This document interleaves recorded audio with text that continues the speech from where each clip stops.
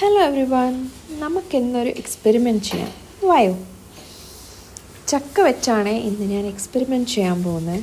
ചക്ക മുറിക്കുന്നതിന് മുന്നേ കയ്യിലും നൈഫിലും നല്ലോണം വെളിച്ചെണ്ണയോ വെള്ളമോ നൈഫിൽ തേച്ചിട്ട് മുറിക്കുന്നതായിരിക്കും നല്ലത്, കറ പറ്റാതിരിക്കും. അപ്പോൾ നമ്മളൊരു ചക്ക മുറിക്കുന്നതായിരിക്കും.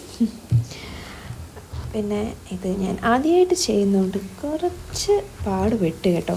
ഞാൻ ഇതൊന്നും മുറിച്ചിട്ടില്ല ആദ്യം. എപ്പോഴും എൻ്റെ അമ്മയോ ആരെങ്കിലുമൊക്കെ ഇങ്ങനെ എനിക്ക് പൊളിച്ച് തരാറേ ഉള്ളൂ. ഇത് കുഴപ്പമില്ല കേട്ടോ. ഇങ്ങനെ വേറെ മറ്റു ചുളകളും പൊളിച്ചെടുക്കാം നമുക്ക് കേട്ടോ. ഒരു പേപ്പറിട്ട് ഈ കറയൊന്ന് തുടച്ചെടുക്കണേ. തുടക്കത്തിൽ തന്നെ ചെയ്യേണ്ടതാണ്. പിന്നെ ഞാൻ ഓർത്തപ്പോൾ അത് ചെയ്തതേ ഉള്ളൂ. പതിയെ എന്നിട്ട് നമുക്ക് ഓരോ ചുളകൾ പൊളിച്ചെടുക്കാം. എടുത്തിട്ട് കുറച്ച് മെനക്കേടാണ്. പച്ചയായതുകൊണ്ട് നല്ല പാടുണ്ട് എടുക്കാൻ കേട്ടോ. ഇങ്ങനെ ഓരോന്ന് നമുക്ക് പൊളിച്ചെടുക്കാം. ഇച്ചിരി പാടാണ്, കുറേ സമയം എടുക്കുന്നൊരു പരിപാടിയാണിത് സത്യം പറഞ്ഞാൽ.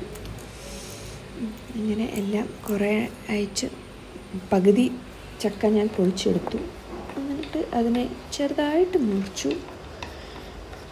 ചോപ്പ് ചെയ്ത് നമ്മൾ കടുമാങ്ങയ്ക്ക് അരിയുന്ന കൂട്ട് അരിഞ്ഞു.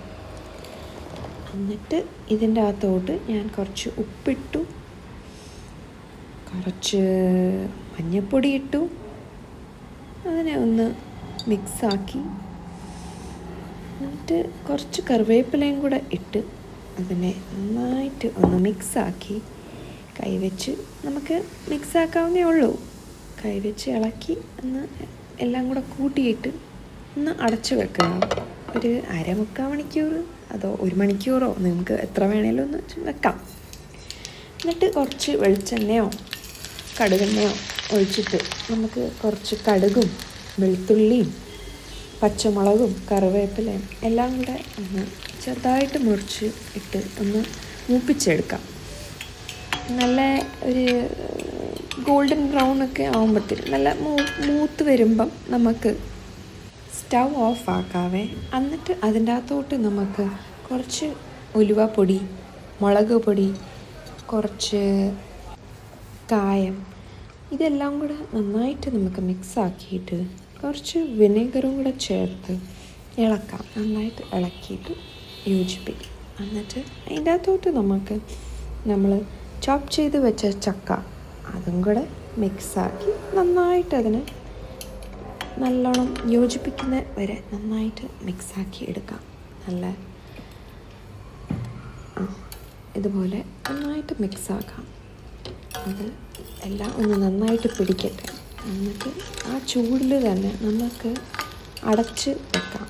അടച്ച് ആ ചൂടത്തിരുന്ന് ഒന്ന് വാടട്ടെ. ചക്കയല്ലേ. അങ്ങനെ നമ്മുടെ ചക്ക അച്ചാർ റെഡി ആയിട്ടുണ്ട്. നമുക്ക് ട്രൈ ചെയ്ത് നോക്കാം. കുഴപ്പമില്ല കേട്ടോ. എനിക്ക് തോന്നുന്നു ഇതിലും നല്ലത് കുറച്ച് പഴുത്ത ചക്ക ആണ്. ഇതിൽ നല്ല രുചിയായിരിക്കും. നിങ്ങളും ഇത് ഒരു പഴുത്ത ചക്ക വെച്ച് ട്രൈ ചെയ്ത് നോക്ക്. അല്ലെങ്കിൽ പച്ച ചക്ക തന്നെ എക്സ്പെരിമെൻറ്റ് ചെയ്ത് നോക്ക്. എന്നിട്ട് do let me know in the comments below and do subscribe. By.